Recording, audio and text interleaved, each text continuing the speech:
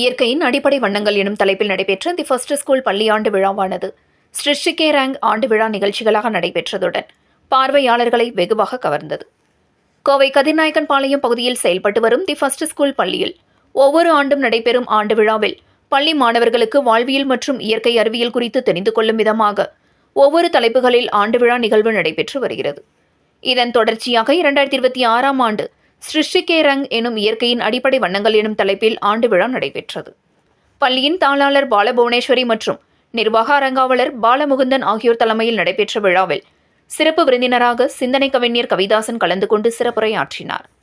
அப்போது பேசிய அவர், கல்வி கற்கும் மாணவர்கள் உணவுப் பொருட்களை உற்பத்தி செய்யும் உழவு தொழில் முறைகளை தெரிந்து கொள்ள வேண்டும் என்று கூறிய அவர், அப்போதுதான் உணவின் முக்கியத்துவம் குறித்து தெரிந்து கொள்ள முடியும் என தெரிவித்தார்.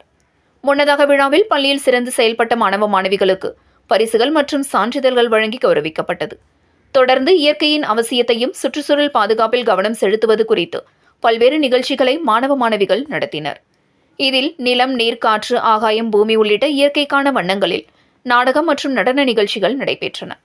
இதில் எல்கேஜி பயிலும் குழந்தைகள் முதலான சிறுவர் சிறுமிகள் பல்வேறு வண்ண உடை அணிந்து நடனம் ஆடினர்.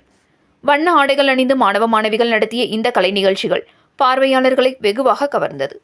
விழாவில் பள்ளியின் முதன்மை கல்வியாளர் ஹேமலதா, பள்ளி முதல்வர் செந்தில் மற்றும் ஆசிரியர்கள், அனைத்து மாணவர்கள், அவர்களது பெற்றோர்கள் மற்றும் பள்ளி ஊழியர்கள் என பலர் கலந்து கொண்டனர். அனைவருக்கும் வணக்கம். இன்று த ஃபர்ஸ்ட் ஸ்கூல் கதிர்நாயக்கன் பாளையம் ஆண்டு விழா நடைபெற்றுக் கொண்டிருக்கிறது. சிறந்த முறையில் பெற்றோரின் பேராதரவுடன் நல்ல முறையில் நமது பள்ளி இயங்கிக் கொண்டிருக்கிறது. இந்த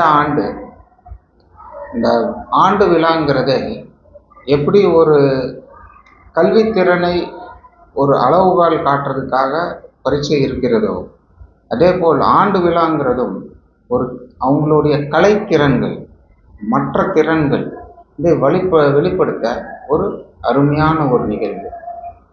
இந்த ஆண்டு விழாவின் ஒரு தலைப்பு படைப்பின் நிறங்கள். படைப்பின் நிறங்கள் இரண்டு விதமாக கருதலாம். ஒன்று ஆன்மீக ரீதியாகவும் பார்க்கலாம், இயற்கை ரீதியாகவும் பார்க்கலாம். இயற்கை ரீதியாக பார்த்தால் ஒரு 5 பொதுவான நிறங்கள் இருக்கிறது. சிகப்பு, நெருப்பு, நீலம், ஆகாயம்,